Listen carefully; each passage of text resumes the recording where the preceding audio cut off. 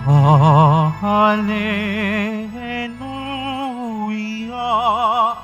Hallelujah, Hallelujah,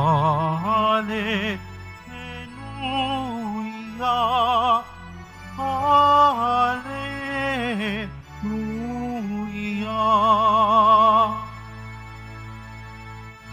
Mapalad ang mga dukha na tanging Diyos na lumikha,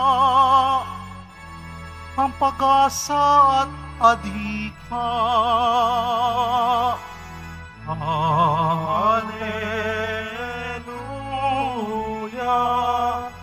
Hallelujah,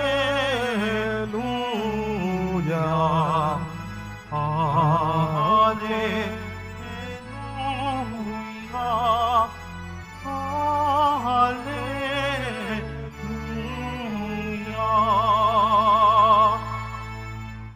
Sumainyo ang Panginoon. At sumaiyo rin. Ang mabuting balita ng Panginoon ayon kay San Lucas.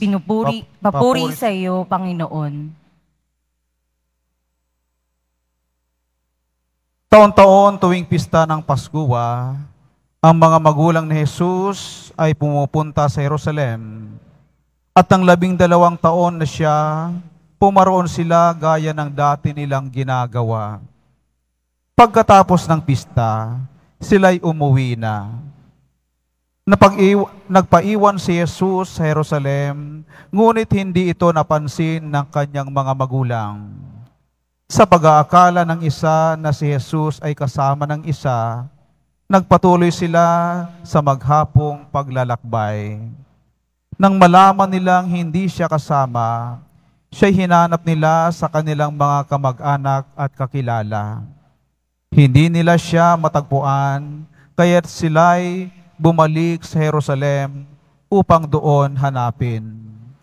At ang 3 araw, natagpuan nila si Jesus sa loob ng templo, nakaupong kasama ang mga guro. Nakikinig siya sa kanila at nagtatanong, at ang lahat ng nakarinig sa kanya ay namangha sa kanyang katalinuhan. Nagtaka rin ang kanyang mga magulang nang siya'y makita. Sinabi ng kanyang ina, "Anak, bakit naman ganyan ang ginawa mo sa amin? Balisang-balisa na kami ng iyong ama sa paghahanap sa iyo." Sumagot si Jesus, "Bakit po ninyo ako hinahanap? Hindi ba ninyo alam na ako'y dapat na nasa bahay ng aking ama?"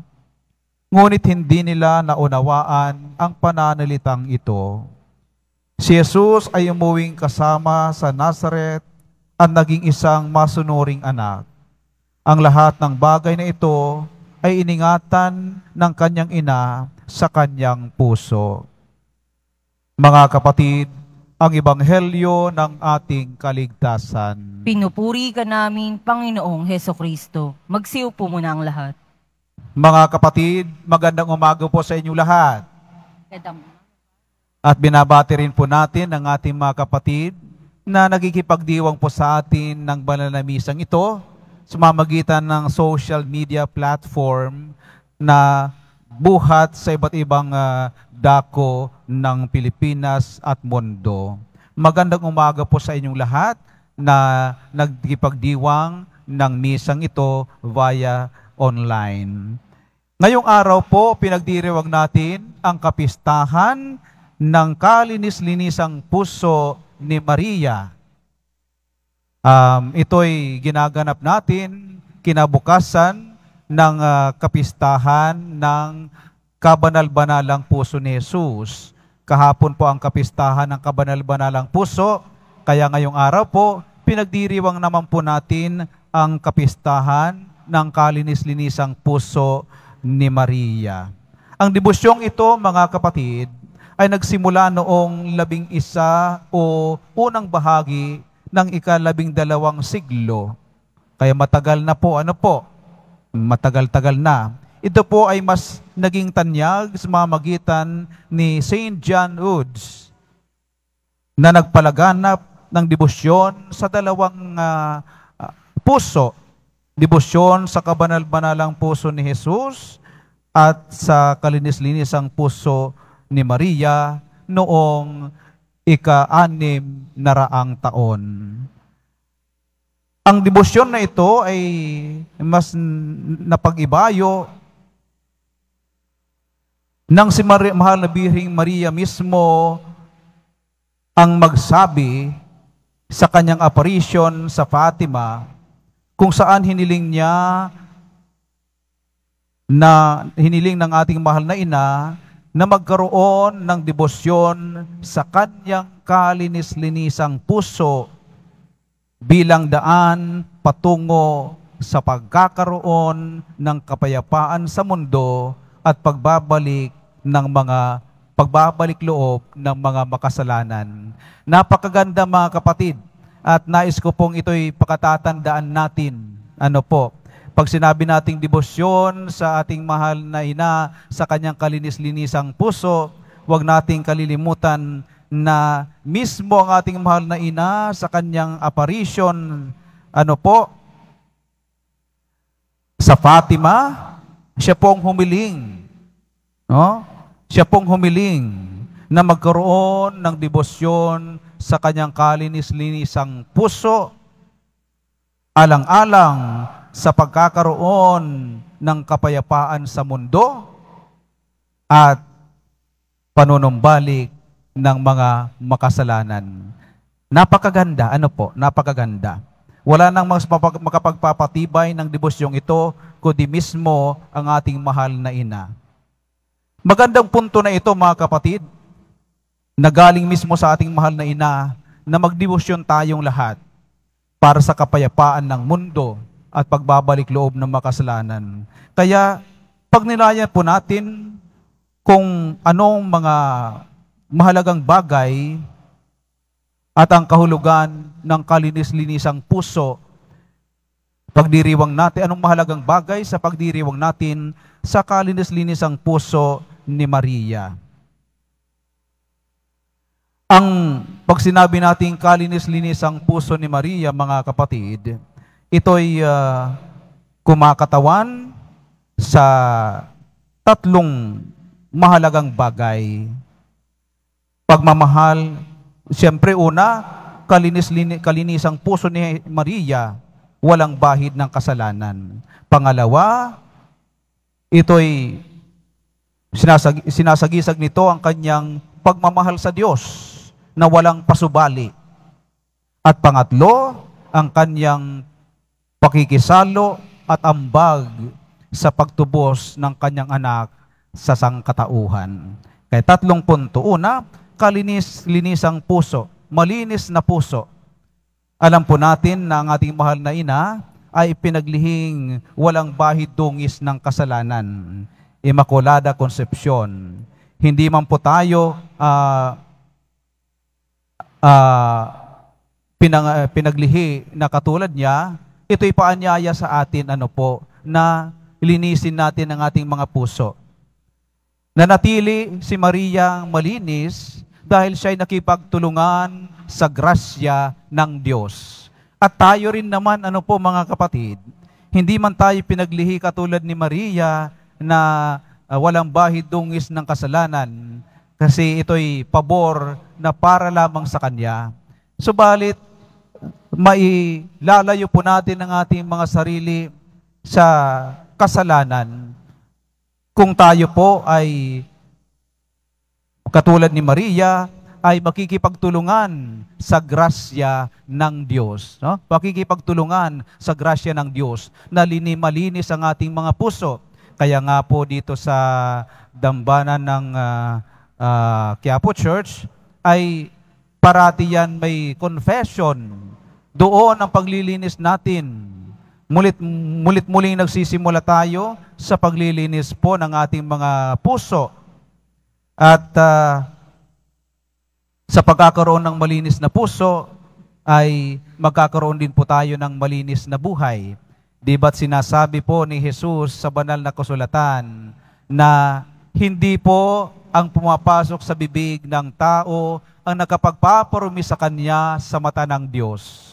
Hindi po yung mga kinakain natin na may kahalo mga pamahiin kasi makapagpaparumi yan sa iyong pagkatao, sa iyong imahin sa mata ng Diyos. Hindi po yan. Sabi ni Jesus, hindi po. Ang nakapagpaparumi po sa atin ay ang mga galing sa ating puso ng mga kabuktutan, kahalayan, at lahat ng uri ng karumihan na nanggagaling po sa ating mga puso.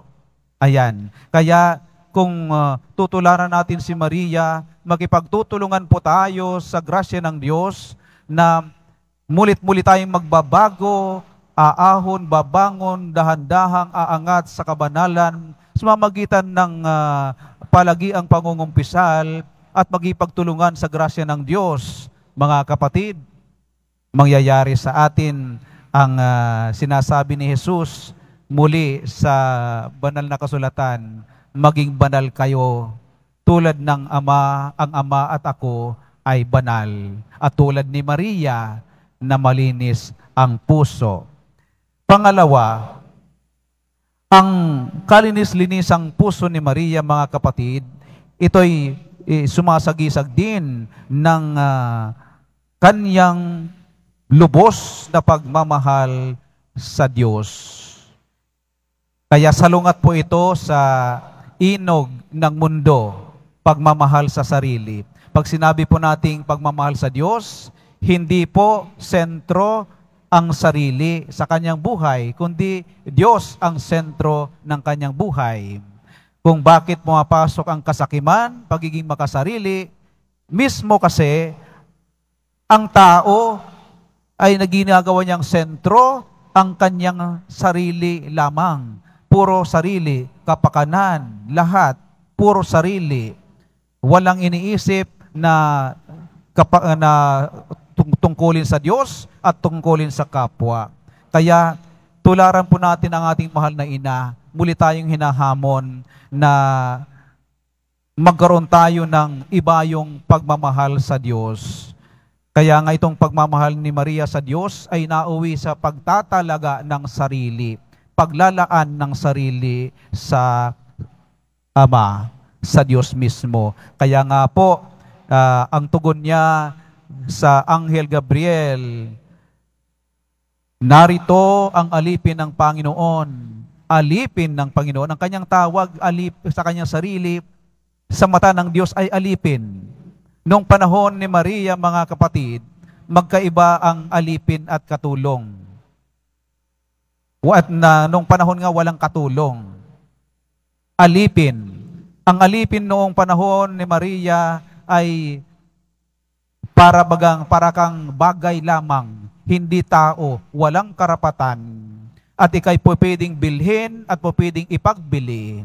Ang iyong buhay ay nakasalalay sa kamay ng iyong amo. Kaya nung sabihin ni Maria, ako'y alipin ng narito ang alipin ng Panginoon, na para bagang sinasabi niya na ang aking buhay ay nakasalalay sa kamay ng aking amo na Diyos. At hindi ako magdidesisyon para sa aking sarili, sapagkat ang aking sarili ay inilaan ko na sa Kanya, sa Kanyang lubos na pagmamahal. Di ba't ang ganda? Ano po? Lubos na pagmamahal sa Diyos, kaya inalay niya ang Kanyang sarili buong buo. Dahil sa pinairal ni Maria, at sinunod ang kalooban ng Diyos, ay ito'y napanatili niya rin ang kanyang kabanalan at kalinisan. Ano po? At ang pangatlo, mga kapatid, ay pakikisalo sa pagtubos ni Jesus, pag-ambag sa pagtubos na ginawa ni Jesus sa banal na krus. Sa ating pong, kaya nga po ang sa ating imahin ng kalinis-linisang puso ni Maria, ito'y napapalibutan ng rosas at may nakatarak na punyal. Anong ibig sabihin ng nakatarak na punyal? Ito po yung simbolo ng kanyang hapis. Bilang ambag ng dinanas ni Jesus ng pagdurusa sa pagtubos niya sa atin. Mary shared in the suffering of Christ in order to save the humanity. Ang ating pong narinig na ebanghelyo ay isa po sa mga hapis, isa sa 7 hapis ni Maria. Kaya nga sabi niya, "Anak, bakit naman ganyan ang ginawa mo sa amin? Balisang-balisa kami ng iyong ama sa paghahanap sa iyo." Balisang-balisa. Kaya habang ginagampanan ni Jesus ang kanyang misyon, andito naman si Maria nakikihati, nakikibahagi ng kanyang pagdurusa. Ang pinakarurok ng hapis ni Maria bilang ambag ng pagtubos ni Jesus sa atin ay noong kalungin niya ang wala ng buhay na katawan ni Jesus nang ito'y ibaba sa banal na krus. Ito'y meron tayong imahin ng Pieta. Di ba't halos lahat ng nanay ay ganun talaga. Sabihin na lang natin 99.9 ng mga nanay ay talagang mahal na mahal ang kanilang mga anak. Kaya't anuman magkasakit lang ang anak, ay lubha silang nagdurusa. Lalo tigit pag namatay ang kanilang anak, lalo silang nagdurusa. At ito'y naramdaman ni Maria mula nang makikita niyang nakabayubay si Jesus sa krus, hanggang sa ito'y kalungin niya na wala ng buhay. Doon niya mas naramdaman ang pait ng pagtubos sa sanlibutan. Pero inako ni Maria bilang ambag ng sa ating kaligtasan, mga kapatid. Bakit sinabi kong 99.9 mga nanay ay lubos na nagmamahal? Kasi po, mayroong mga nanay na isasakripisyo buhay ng anak alang-alang sa sariling kapakanan. Alam na po natin ang ibig kong sabihin. Father, hindi ko itinuloy ang aking pagbubuntis. Nakakapanghina po ang ganyan, Pero ito'y tinuturuan tayo ng mahal na Birheng Maria. Lubos na pagmamahal sa Diyos ay dapat, lubos na pagmamahal sa Diyos? Itatalaga ang sarili sa Diyos at aambag sa pagtubos ni Kristo at iaalay ang sarili buong-buo sa Diyos. Kung nais natin, mga kapatid, na matularan ng ating mahal na ina, hayaan natin na akayin tayo sa landas ng kabutihan at kabanalan. Gustong-gusto ko pong nakikita ang isang ina na akay-akay, hawak-hawak ang kamay ng kanyang anak na nag-aaral pa lang paano o nagsisimula pa lang lumakad.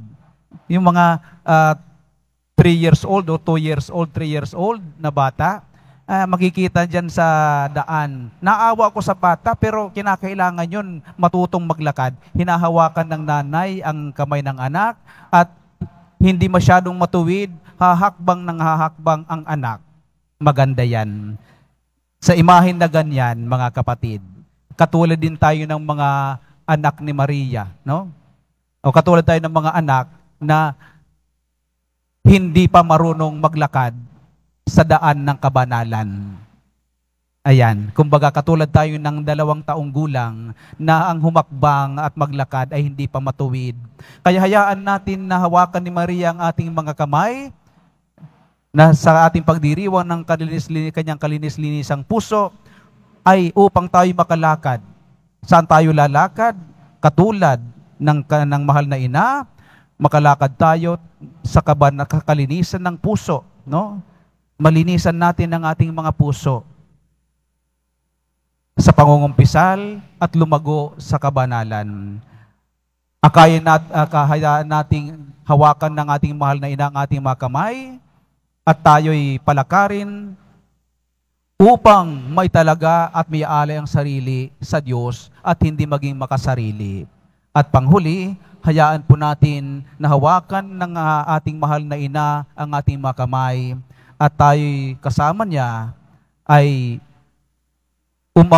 umambag din sa ginawa ni Kristo sa pagtubos sa atin. Bakit? Ginawa ni Kristo ang pagtubos sa atin. Umambag ni sa Maria. Ang panghuli na aambag diyan sa ating katubusan ay tayo rin naman. Kapag ginawa natin ang ating mga tungkulin bilang maipagmamalaking mga anak ng Diyos, ibig sabihin, nag-aambag din tayo sa ginawa ni Kristo sa banal na krus para sa atin. Kaya po, hayaan natin ang ating mahal na ina na akayin tayo sa landas ng kabanalan, sa landas ng kabutihan. Lalo ngayong pinagdiriwang natin ang kapistahan ng kanyang kalinis-linisang puso.